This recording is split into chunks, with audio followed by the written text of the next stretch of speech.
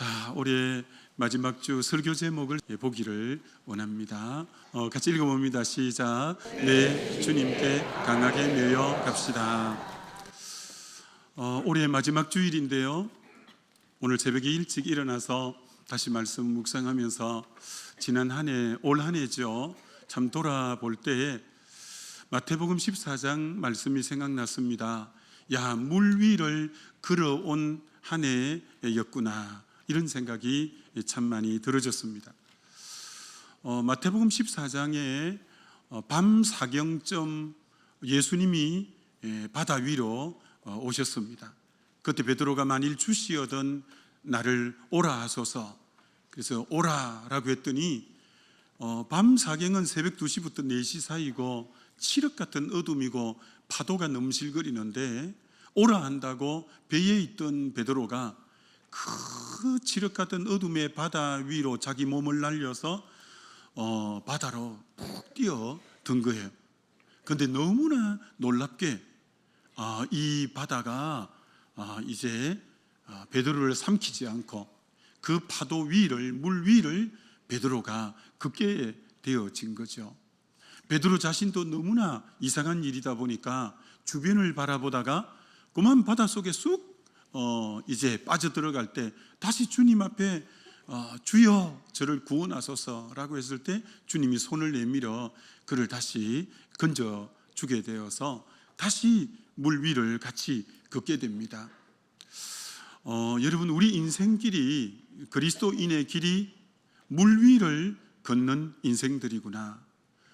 잠시 한시라도 주님 아닌 다른 것을 바라보면 이 세상에 함몰되고 침몰하고 빠져들어가는 이 세상, 그래서 매 순간순간 주님을 뚜렷이 우리 시선을 주님에게 고정해야만이 우리가 물 위를 걷듯이 나아가는 것이 이 세상에서 그리스도인의 삶이구나, 참 이런 생각을 많이 해보게 되었습니다.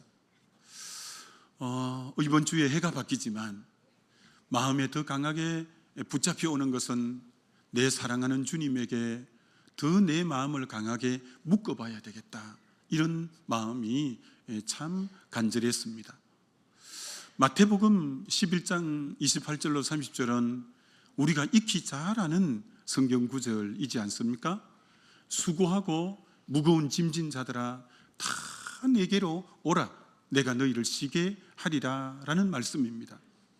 이 땅에 수고하고 무거운 짐이 얼마나 많습니까? 수고하고 무거운 짐 중에 제일 무거운 짐은 죄짐이라고 할 수가 있을 것입니다. 인생의 그 어떤 류의 무거운 짐도 예수님에게만 나가면 힘을 얻게 되죠.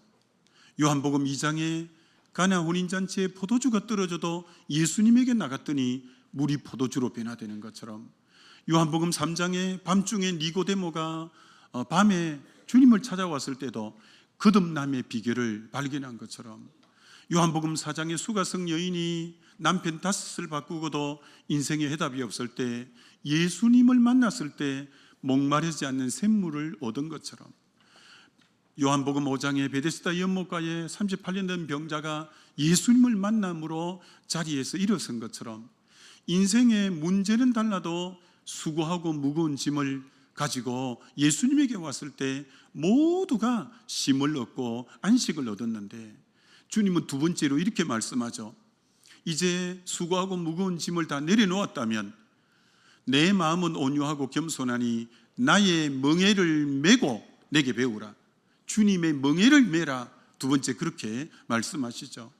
우리 주님 앞에 나와서 제 문제 해결받고 세상의 염려, 걱정, 근심 해결받았다면 그 다음 주님이 우리에게 명령하는 것은 너 내 멍에를 메라, 내게 메이라, 이렇게 말씀하고 있다는 것입니다. 왜 메이라고 하느냐면 그리하면 너희 마음이 쉼을 얻으리니, 우리에게 지속적인 쉼, 안식, 평안한 삶으로 우리를 인도하시기 위해서 우리 주님은 우리에게 주님에게 강하게 묶어져 와라, 주님에게 강하게 매여져 와라고 말씀하고 있다라는 거죠. 마치 이것죠. 출애굽할 때 애굽에서 430년간 종살이하던 그들, 노예살이하던 그들을 유월절 피를 통해서 해방시켰습니다. 노예에서, 종살이에서. 그리고는 주님이 광야로 그들을 몰아넣어서 광야에 갔더니 이제 홍해를 건너 광야를 갔더니 정말 거기에는 썰물이 기다리고 있고, 그리고 마실 것도 없고 먹을 것도 없고 아말렉도 나타나고 불뱀도 있고, 그래서 매 순간 주님을 바라보지 않고는, 주님에게 마음이 매여가지 않고는 살 수 없는 환경인 광야로 그들을 몰아가셨습니다. 그것은 출애굽에서, 애굽에서 수고하고 무거운 모든 짐을 이제 내려놓았다면 광야에서 주님에게 마음을 매여가라고, 우리 주님이 그 마음 주님에게 묶어가라고, 그래서 불기둥 가면 가고 구름기둥 가면 가고 하는 그 마음을 주님에게 딱 묶어지기를 우리 주님이 그렇게 원하시는 거죠. 그럴 때 주님께서는 해답되어 주셨고, 또 때를 따라 돕는 은혜로 함께 해주신 것처럼 우리 마음이 주님에게 얼마나 잘 매여가는가, 이건 너무너무 신앙생활의 중요한 부분이죠. 요한복음 8장에 가늠하다 현장에 붙잡힌 여인을 바리새인과 서기관들이 끌고 와서 돌로 쳐야 된다고, 예수님은 이런 여인을 어떻게 할 겁니까? 라고 했을 때 예수님이 땅에서 무엇을 쓰시고 일어서더니 너희 중에 죄 없는 자가 먼저 돌로 치라. 그때 양심의 가책을 받은 나이 많은 사람부터 젊은 사람에 이르기까지 다 떠나고 예수님과 그 여인만 남았을 때 나도 너 죄를 정죄하지 않겠다. 그 죄를 용서받게 되고, 그리고 대적들도 다 물러가게 되고 문제 해결을 받았죠. 주님은 두 번째 항상 이렇게 말씀하셔요.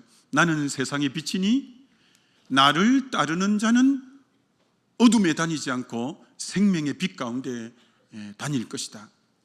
죄 용서받고 대적에게서 문제가 해결받았다면 너 나를 따라야 돼. 펠로미, 나를 따라야 돼.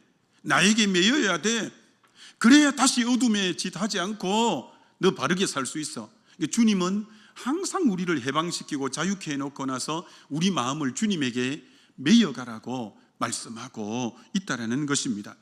이거 굉장히 중요한 원리 신앙의 이치입니다.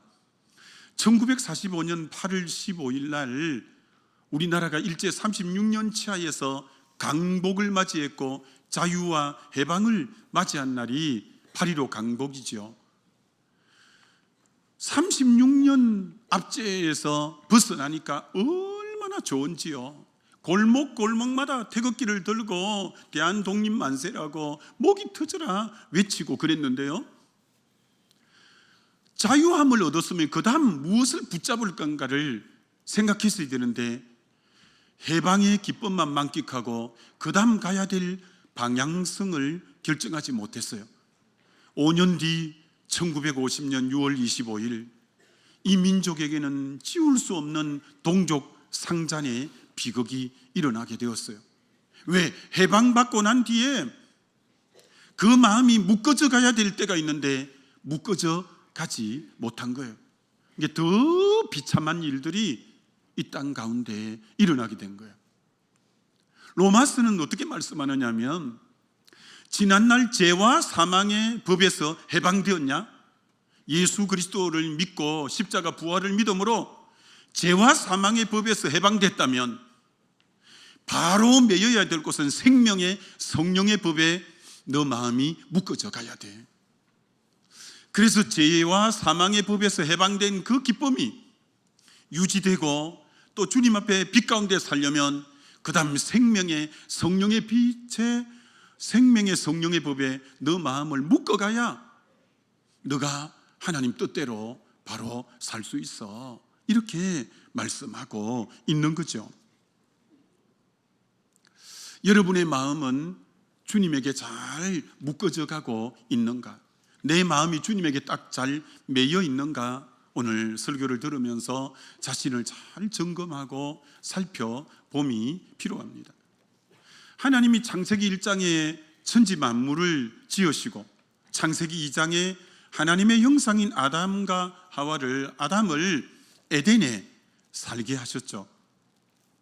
동산의 모든 실과를 임의로 먹을 수 있대, 이렇게 말합니다. 여러분, 임의로 먹는다는 말은 무슨 말일까요?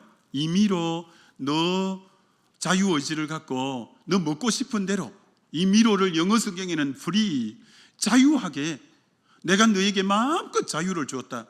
이 에덴 동산에 있는 실과를 너 자유롭게 얼마든지 먹어도 돼. 단 하나, 동산 중앙에 있는 선악을 알게 하는 선악과 실과를 먹으면 안 돼. 그럼 정령 죽는다. 그건 먹으면 안 돼. 그래서 주님의 그 말씀에 딱 매여 있으면, 선악과만 먹지 않으면 에덴 동산은 99%의 자유롭게 내 임의로 할 수 있는 곳이 바로 이 에덴 동산이에요. 그런데 뱀이 사단의 모습으로 나타났어요. 선악과를 따먹으라는 거예요. 선악과 따먹으면 너가 하나님처럼 되어서 지금은 99% 자유하지만 너가 하나님 되면 100% 자유할 수 있어. 너 마음대로 제재받지 않고 너 모든 100%를 임의로 할 수 있어. 그거 따먹어버려. 그럼 너 더 자유로울 거야 라고 한 거예요. 아담이 들어보니까 솔깃해서 선악과를 딱 따먹었어요. 그 순간 에덴에 추방되면서 99%의 자유를 다 잃어버렸어요. 임의로 할 수 있는 자유를 다 잃어버렸어요. 그리고 포로된 자가 되고 빼앗긴 자가 되었어요.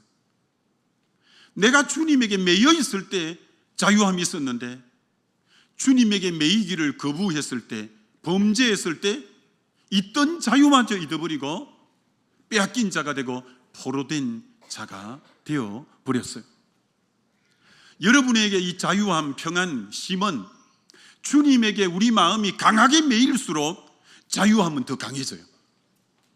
굉장히 중요한 원리예요. 여러분이 주님에게 강하게 마음이 묶어져 있을수록 여러분 마음의 자유함, 평안, 쉼, 안식, 이건 굉장히 흘러넘쳐요.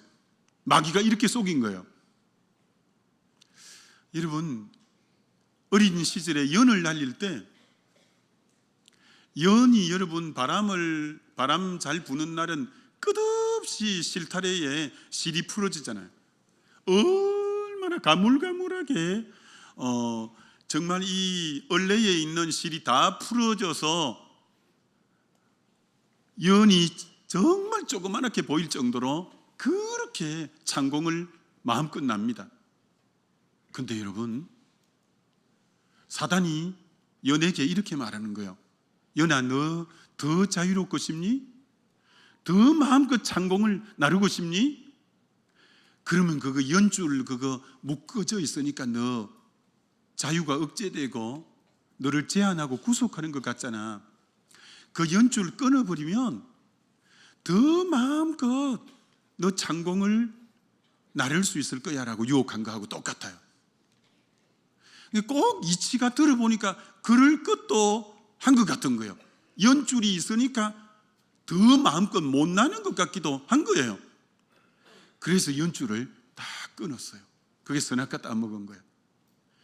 그때부터 연은 곤두박질 치기 시작하는데요, 그렇게 창공을 아름답게 날고 마음껏 날고 그렇게 자유롭던 그 자유가 완전히 사라지면서 연은 곤두박질 치기 시작하는데, 저 산의 나무하라다가 보면 산골짜기에 콕 처박혀 있고, 저 누구 집 감나무에 걸려 있고, 저 개울가에 처박혀 있고, 저 빈 논에 연이 떨어져 있는 것처럼 비참한 몰골이 그렇게 되어져 있죠.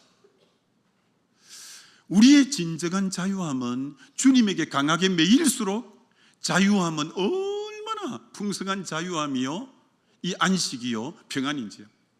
주님에게 매이기를 거부하는 순간부터 모든 있던 자유를 다 잃어버리는, 그래서 우리 주님이 왜 자신에게 매이라고 하면 우리를 억압하기 위해서 매이라고 하는 거 전혀 아니에요. 우리에게 진짜 행복, 진짜 자유, 진짜 평강을 위해서 너 마음 세상에 두면 안 돼. 사람에게 주면 안 돼. 다른 데 마음 매이면 안 돼. 오로지 나에게 전 마음 매여봐. 그게 제일 자유로운 거야. 그게 제일 행복이야. 그게 제일 평안이야. 이렇게 말씀하신 거죠. 여러분, 창세기 요셉이 하루아침에 애굽 나라 종으로 달려갔어요. 종은 임의로 할 자유가 너무 제한되어 있죠. 주인의 명령 아래서만 움직여 가야죠. 정말 자유가 많이 통제되고 임의로 할 수 있는 권한도 많이 없어진 종이죠. 근데 하나님이 하나를 요셉에게 허락한 것은, 하나님과 동행하는 것은 허락해 주었어요.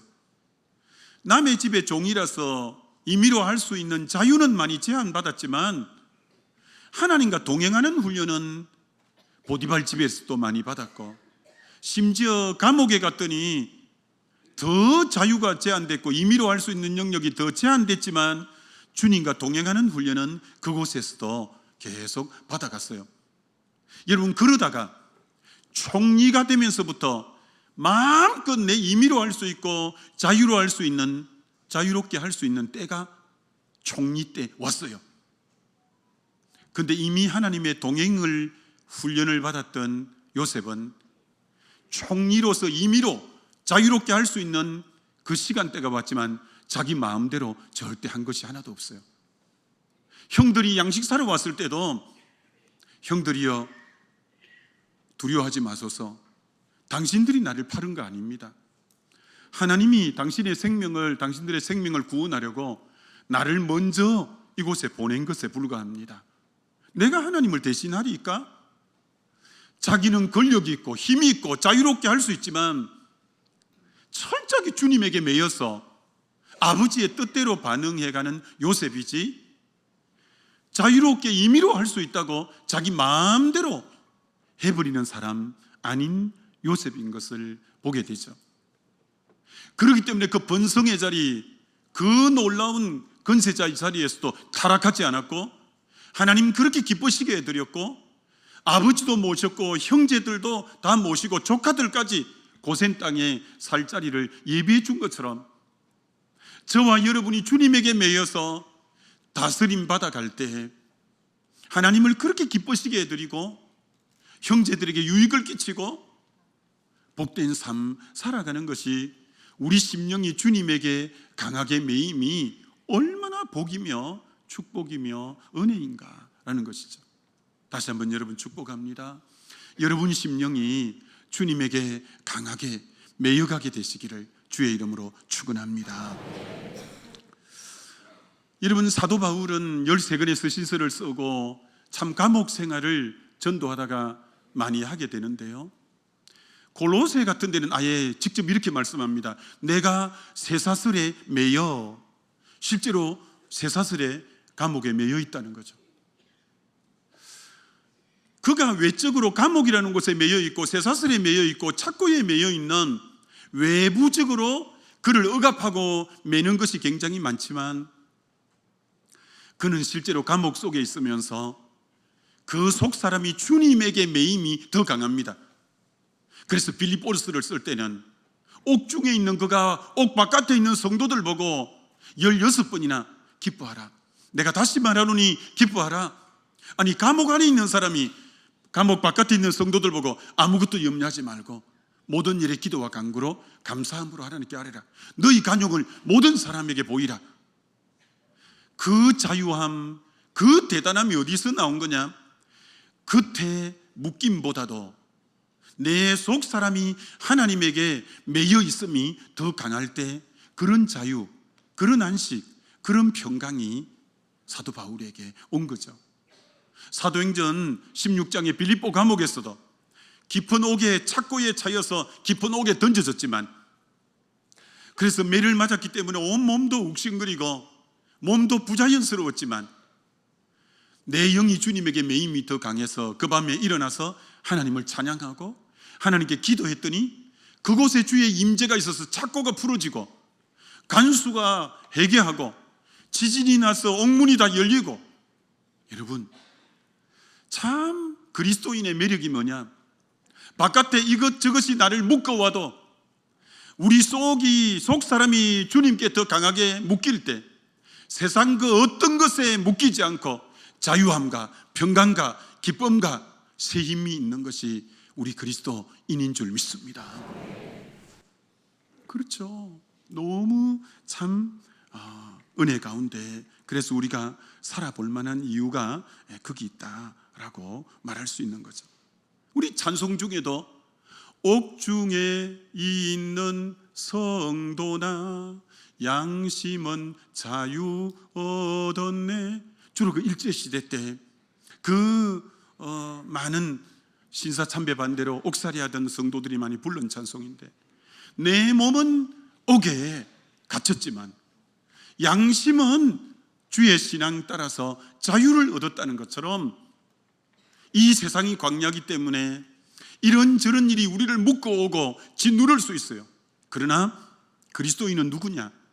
우리 속 사람이 주님에게 더 강하게 매여서 겉의 매임보다 속이 강함으로 넉넉히 자유하고 찬송하고 기뻐하고 감사하는 그가 곧 진정한 그리스도인인 줄 믿습니다. 지금 여러분을 짓누르고 있는 게 무엇입니까? 여러분을 얽어매고 있는 게 무엇입니까? 여러분의 속 사람이 더 주님에게 강하게 매이기만 한다면 어떤 짓누름도 억압도 나를 힘들게 하는 것도 능히 이기고 찬송하고 기뻐하고 감사하고 도리어 주 안에서 춤추게 되어질 줄 믿습니다. 이게 그리스도인의 진정한 삶의 축복이라 이렇게 말할 수 있는 거죠. 여러분, 사무엘은 일생 동안 반듯하게 하나님 기뻐하시는 삶을 살다 가셨어요. 어떻게 사무엘이 그랬을까요? 그는 은퇴를 하고도 나는 기도하기를 쉬는 죄를 범치 않겠다. 그는 끝까지 은퇴하고도 주님에게 기도 쉬는 법이 없이 주님에게 그 마음이 묶어져 갔을 때 하나님은 그를 얼마나 귀하게 마지막까지 그를 썼는지 몰라요. 여러분, 사울은 왕인데, 왕은 모든 걸 자유롭게 할 수 있는 왕이잖아요. 그러나 그의 마음은 늘 불안했고, 그의 마음은 늘 두려웠고, 어둠의 영이, 악신이 그의 마음을 짓누르고 그랬어요. 왜 그럴까요? 그의 속사람이 주님에게 묶임은 하나도 없었기 때문에. 사울 왕은 그 속사람이 하나님께 묶임이 없었기 때문에 바깥으로 왕이라서 누구를 자기를 제재할 사람도 없는데도 마음이 늘 불안하고 마음이 늘 두렵고 염려가 자기를 사로잡았던 것은 겉의 것보다 속사람의 묶임이 전혀 없는 사람이기 때문에 그럴 수밖에 없었어요. 다윗은 도리어 사울 왕에게 쫓기는 신세요. 너무나 참 광야 항무지 동굴 그렇게 밤이슬 맞으면서 어려웠지만 시편 그 75편을 읽어보시면 내 영혼이 잠잠히 하나님을 바라며 나의 소망이 저로 쫓아나고 내가 항상 내 앞에 계신 주를 배옵으며 그가 내 우편에 계시면 내가 요동치 않고 그가 내 목자기 때문에 난 부족함이 없고, 그렇게 쫓기는 신세인데도 그 내적 심령이 주님에게 강하게 묶여가니까 그는 주옥 같은 시편과 찬양과 감사와 기쁨이 넘쳤던 것처럼, 여러분 삶이 지금 불행한 것은 환경이 어렵기 때문이거나 몸이 안 좋기 때문이거나 외적으로 여러 가지 묶어오는 그런 것이 있어서 그런 것이 아니라 여러분 속이 더 주님에게 강하게 매이지 않음이 여러분을 짓누르고 평강을 깨뜨리고 힘들게 하는 것이니까 2025년도가 복되기 위해서 여러분이 주님에게 더 강하게 속사람이 매여 가시면 주님이 겉에 어떤 묶임이 있어도 평강을 주시고 능가하는 은혜를 주시고 새 힘 주시게 되어질 줄 믿습니다. 이게 정말 내년도를 살아볼 넉넉한 이유이라 이렇게 말할 수 있죠. 여러분, 하나님은 이 땅에 복을 주실 때 직접 복을 주시지 않아요.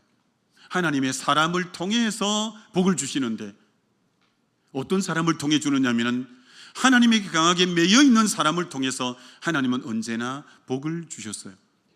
요셉이 종살이 할 때 하나님께 철저히 매여 있으니까 보디발의 집이 정말 형통한 복을 많이 받았어요. 요셉 때문에. 요셉이 감옥에 갇혔을 때 그 감옥의 죄수들이 그렇게 위로와 격려와 정말 회복을 경험했던 것이 요셉이 있는 그 감옥이 다 복되었어요.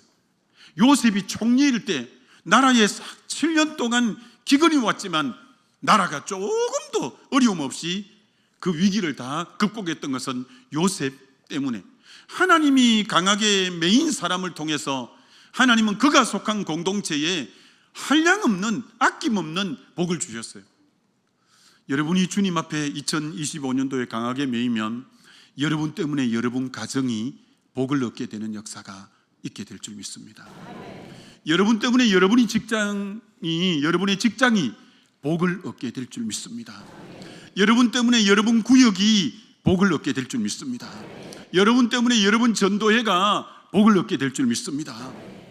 여러분 때문에 교회가 번성하고 부흥하게 될 줄 믿습니다. 이 민족이 우리 교회가 강하게 주님에게 매인다면 우리 교회로 인하여 이 민족이 새롭게 일어서고 회복되는 역사가 일어나게 될 줄 믿습니다. 하나님은 강하게 주님에게 매이는 자를 통해서 이 땅에 놀라운 축복을 허락해 주셨어요. 다윗이, 내 마음에 합한 자라고 말한 다윗이 주님에게 그렇게 철저하게 주님에게 매여갈 때 다윗 시대의 그 번성은요, 외국의 외적들이 다윗이 왕일 때는요 아예 고개를 이스라엘 쪽으로 돌리지도 못했습니다. 그의 위험 앞에 다 잠잠하게 되고 나라는 평안하고 이 부국강병에 엄청난, 여러분 한 사람이 주님에게 강하게 매일 때 나라 전체가 평안해지는 것처럼 다시 한번 축복합니다. 저와 여러분이 주님에게 강하게 매인 자 되므로 여러분 때문에 여러분의 공동체가 복 있게 되시기를 주의 이름으로 축원합니다. 엘리야, 북이스라엘 아방 시대 선지자입니다. 아방이 이세벨을 왕비로 맞아들이는 바람에 그 아세다롯 바알 얼마나 우상천지, 하나님이 3년 반 비를 오지 않게 해서 나라가 완전히 말라 비틀어진 상태입니다. 근데 그리 시내가에서 하나님에게 매여가던 엘리야, 사르밧 가부덱에서 하나님에게 철저히 매여가던 엘리야, 갈멜산에서 하나님에게 매여가던 엘리야, 열왕기하 1장 2장에서 산봉우리에서 늘 하나님만 바라보고 매여있던 그 엘리야를 통해서 그 땅에 불을 주셔서 우상을 멸하시고 그 땅에 비를 주셔서 3년 반의 기근을 종식시키고 새로운 시대가 온 것처럼 여러분 하나님 앞에 철저히 매여가는 몸된 교회 지체들 모두 되시길 주의 이름으로 다시 한번 축원합니다. 그렇습니다. 하나님에게 이 매임이라는 게 우리의 가장 행복이요, 가장 축복이요, 가장 은혜인 거죠. 저는 오늘 새벽에 다시 이 말씀 묵상하면서 내년이 어떤 해가 될까 정말 기대가 되고 설레임이 있고 참 하나님 앞에 소망적이었어요. 왜 그럴까요? 내년이 왜 저에게 소망적으로 다가왔을까요? 하나님, 저는 주님에게 더 강하게 내년에 매여갈 것이기 때문에 내년이 기대가 됩니다. 주님, 저는 내년에 더 주님 앞에 잠잠히 머무르는 시간이 많을 것이기 때문에 내년이 기대가 됩니다. 나는 주님의 품을 더 내년에 파고들 것이기 때문에 내년이 더 기대됩니다. 여러분이 내년에 이제 수요일이면 내년 되지만 여러분 새해가 기대되려면 자식이 잘 풀리고 직장이 어떻게 되고 주식이 이런 게 아니고 주님에게 여러분 심령이 강하게 매임으로 내년이 기대되기를 주의 이름으로 축원합니다. 더 주님에게 강하게 그 품을 파고들고 주님에게 시간을 더 내고 주님과 연합할 때 내년은 정말 기대감이 넘친다는 거죠. 다시 축원합니다. 그렇게 되어지시기를 주의 이름으로 축원합니다. 여러분, 주님에게 매이지 않으면 어제의 영광 금방 사라집니다. 여러분, 다윗이 내 마음에 합한 자라고 하고 그를 통해 나라가 그렇게 번성했는데 그러다 보니까 마음이 느슨해졌어요. 주님에게 그 마음을 묶어가지 않았어요. 그가 남의 아내를 범했어요. 그 남편을 하살이 가장 빗발치는 전장에 내보내 죽게 해요. 한 가정을 완전히 풍비박산 만들어버리고 얼마나 남의 가정을 해코지하고 이웃에게 해악을 끼치는 존재가, 아니 다윗이 그렇게 될 줄 몰랐어요. 내 마음에 합한 자라고 한 그가 어떻게 한 가정을 그렇게 짓밟아도 그렇게 짓밟을 수가 있겠어요? 여러분, 어제 여러분이 쓰임 받았다고 오늘 주님 앞에 깨어서 매여 있지 않고는 여러분이 얼마나 해악을 끼칠 수 있는 존재가 될 수 있다는 거예요. 여러분이 깨어 있지 않고 큰 소리 칠 사람 없어요. 주님에게 철저히 다시 한번 매여 있게 되시기를 주의 이름으로 축원합니다. 노아는요, 하나님이 그 땅을 다 심판하고 썰어버릴 때, 노아는 당시 완전한 자라, 하나님의 은혜를 입은 자라, 하나님과 동행하는 자라, 다 썰어버려도 노아의 8 식구만은 구원해 주었어요. 그런 노아가 마음이 느슨해졌어요. 주님에게 마음이 매이지 않았어요. 자기 아들을 저주하는데요, 아들의 아들인 함이 저주를 받아 가나안 7족속이 다 생명을 잃게 돼요. 그 아버지, 그 할아버지가 깨어있지 않은 것 때문에. 그 할아버지가 술 먹고 그 할아버지가 자식을 저주하는 바람에, 매여 있지 않는 바람에 그 후손이 그렇게 저주받는 자리로 갈 줄 누가 알았겠어요? 여러분, 내년, 후내년 어떤 해가 중요한 게 아니라 여러분이 느슨하면 안 돼요. 우리는 가지기 때문에 포도나무에 당연히 붙어 있어야 되고, 양이기 때문에 목자에게 당연히 붙어 있어야 되고, 지체이기 때문에 머리에 당연히 붙어 있어야 되는 것처럼 주님 한 분에게 온전히 매여 있는 저와 여러분의 인격 되시기를 주의 이름으로 축원합니다. 여러분, 엘리의 2 아들 홈리 비느하스가 이들이 제사장을 이어받았기 때문에 적이 나면, 적이 쳐들어오면 앞장서 전쟁을 치러 가야 되는 책임이 있는 거예요. 블레셋이 쳐들어왔는데 도저히 감당할 힘이 없는 거예요. 그래서 고안해내고 생각해낸 게, 법궤를 가지고 와야 되겠다. 법궤를, 하나님의 임재 상징인. 그래서 그 법궤를, 블레셋과 전쟁에 법궤를 가지고 왔는데 법궤가 아무 힘을 못 쓰고 무용지물이 돼서 법궤까지도 빼앗기고 홈리 비느하스는 죽었어요. 아니, 평소에 법궤가 그렇지 않았어요. 법궤는 요단강에 들어가면 요단강이 쫙 갈라지게 하고, 법궤가 하나님의 임재의 상징이기 때문에 하나님의 살아계심을 나타내 보여준 게 법궤인데, 홈리 비느하스는 그 마음이 주님에게 매여 있지 않기 때문에 하나님이 함께 안 해줬기 때문에 법궤를 가지고 가도 무용지물이었어요. 근데 여러분, 놀라운 일이 일어났어요. 그 법궤를 어디 빼앗겼냐면 블레셋 지역에 빼앗겨서 아스돗, 가드, 에글론 이런 데 법궤가 가기 시작하는데, 하나님이 그 법궤 가운데서 역사를 하는데 온갖 독종이 그 에글론에, 아스돗에, 그 가드에 다 있게 만드는 거예요. 그 사람들이 법궤, 사람 한 사람 없고 법궤만 있는데 얼마나 하나님의 살아계심이 강력하게 그곳에 나타났던지 그들이 막 2손 바짝 드는 거예요. 그래서 베세메스 소에 그 법궤를 실어서 결국은 이스라엘로 돌려보낸 것처럼 하나님 살아계셔요. 그러나 아무리 살아계셔도 홈리 비느하스처럼 주님에게 그 마음이 매여 있지 않는 사람에게는 하나님이 살아계셔도 함께 안 해주시는 것처럼, 오늘 제가 여러분이 믿는 하나님은 살아계신 하나님인 줄 믿습니다. 우리 마음이 온 마음으로 하나님께 매일 때 그 하나님은 우리 삶에 살아 역사하는 하나님이 될 줄 믿습니다. 하나님 믿어도 인생에 아무 일도 안 해주시는, 침묵해버리는 그 하나님, 무용지물인 하나님, 그건 여러분의 마음이 흩어져 있고 하나님께로 모두어져 있지 않기 때문에 하나님이 안 계신 것 같지, 하나님 자신이 살아 계시지 않는 것은 아니라는 거예요. 그렇기 때문에 여러분, 중요한 게 뭐냐면, 물을 지킬 만한 것보다 너 마음을 지키라. 생명의 근원이 이에서 나온다는 것처럼 저와 여러분의 마음을 주님에게로 모두어 드리는 것이 굉장히 중요해요. 왜 첫 계명이 마음 다하고 뜻 다하고 성품 다하고 힘 다하고 올 다하라고 했냐면은, 주님은 여러분의 일부의 마음 받기를 원치 않아요. 여러분의 마음을 하나님께로 온전히 모두어 드린 그 마음 하나님 받기를 원하시는 줄 믿습니다.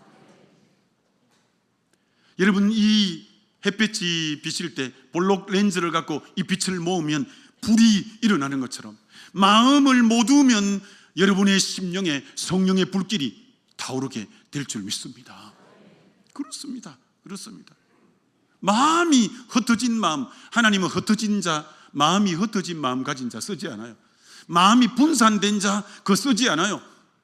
마음이 오로지 하나님 향하여 모두어진 자, 하나님 그 사람 통해서 자신을 나타내시고 일하시는 그 하나님이시죠. 그 하나님, 여호와의 눈이 온 땅을 두루 감찰하시나니 전심으로 자기를 향하는 자에게 능력을 베푸신다고 역대하 16장 9절의 말씀, 7절 9절 그리 말씀한 것처럼 여러분 전심으로 주를 향하게 되시기를 주의 이름으로 축원합니다.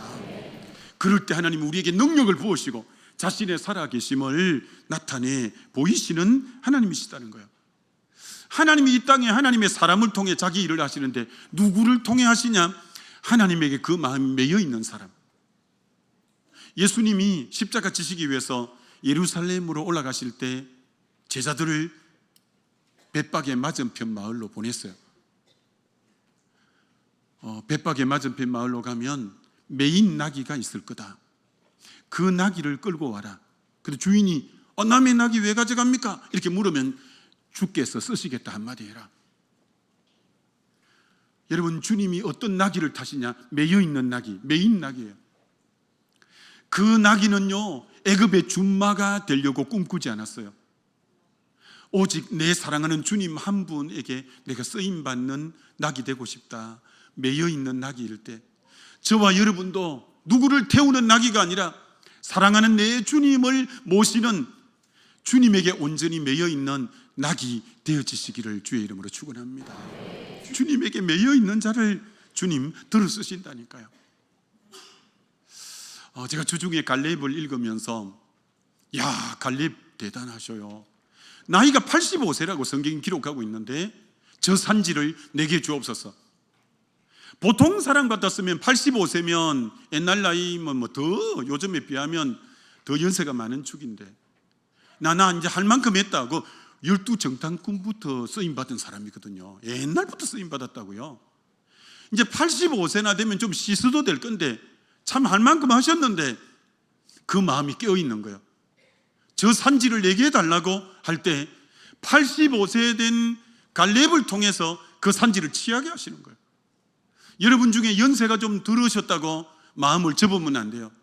하나님 이 땅에 두실 때는 여러분 그 마음이 연세가 드셔도 주님을 오로지 향하는 마음이면 하나님 그 마음에 기름 부으시고 우리를 사용해서 주의 뜻을 이루실 줄 믿습니다. 연세 드셨다고 할 만큼 했다고 뒷짐지면 안 됩니다. 그럼 여러분을 통해 주의 일은 끝납니다. 그러나 아무리 연세가 있어도 내 마음을 주님에게 난 모두 드릴 거야. 85세가 된 여러분, 갈렙의 이름의 뜻이 참 웃었거든요. 갈렙의 뜻이 뭘까요? 개라는 뜻이에요. 개. 그게 뭐 비아냥거리는 게 아니라 정말 개가 주인에게 끝까지 충성하는 것처럼 아버지, 내 생명 있는 동안 주인의 말씀이라면 내가 정말 순종하는 그런 자 되고 싶습니다. 그렇게 살면서 고백하며 살아간 쓰임받은 이가 이 갈렙이에요. 이제 수요일이 되면 2025년이 됩니다. 여러분과 제가 제일 꿈꾸는 새해가 뭐냐면 이런 거예요. 내 앞길을 여호와 이레, 하나님이 예비해 주셨으면 좋겠다라는 원함들이 다 있어요. 그럼 여호와 이레가 어디 나오냐? 창세기 22장의 모리아산 정상에서 여호와 이레라는 단어가 처음 나와요. 하나님이 내 앞길을 준비하신다. 그럼 여호와 이레는 어떻게 하면 되냐? 바로 그 앞에 21장인 브엘세바에서 영생하는 하나님을 부르며 그 아브라함이 하나님에게 계속 매여 있을 때, 내 마음이 하나님에게 온전히 매여 있을 때 하나님은 그 앞길을 여호와 이레로 준비해 주실 줄 믿습니다. 하나님에게 매여 있는 자의 앞길을 여호와 이레 해 주신다라는 거죠. 이렇게 결론을 맺어보려고 합니다. 야고보서 4장 8절에 하나님을 가까이 하라, 그리하면 너희를 가까이 하시리라.